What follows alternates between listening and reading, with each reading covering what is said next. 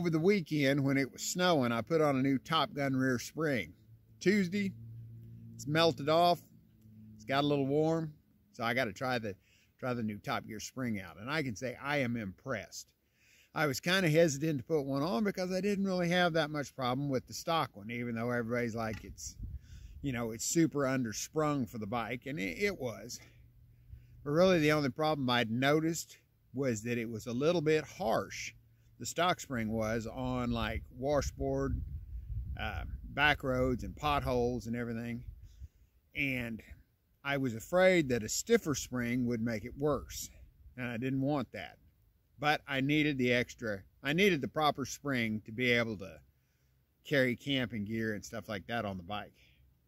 I gotta say, the first thing I did was go out and find the roughest road to go down I could find, and it is actually much smoother than the stock spring. The harshness is gone. It just soaks up the bumps just great. And I was really surprised about that.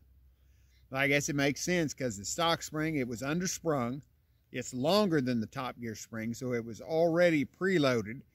And then with me on it, you know, being undersprung, it was preloaded anymore, so it was getting out of the sweet spot of being able to soak up the bumps. So, hey, it's great. I'm on the next to lowest rebound setting, and I'm on the bottom preload setting on the spring, and it's great. And that gives me room to, when I start adding camping gear and stuff to it, I can turn the preload up as necessary. But if you got the stock spring and you weigh close to 200 pounds, get a different spring.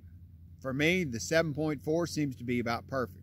The preload was right. The sag was right once I put it on the bike. So definitely get one. They're not much money. And I'm sure one of those $700-800 complete shocks would be even better. But for 70 bucks, it's hard to beat the spring. Well, I better get home before it gets dark and cold.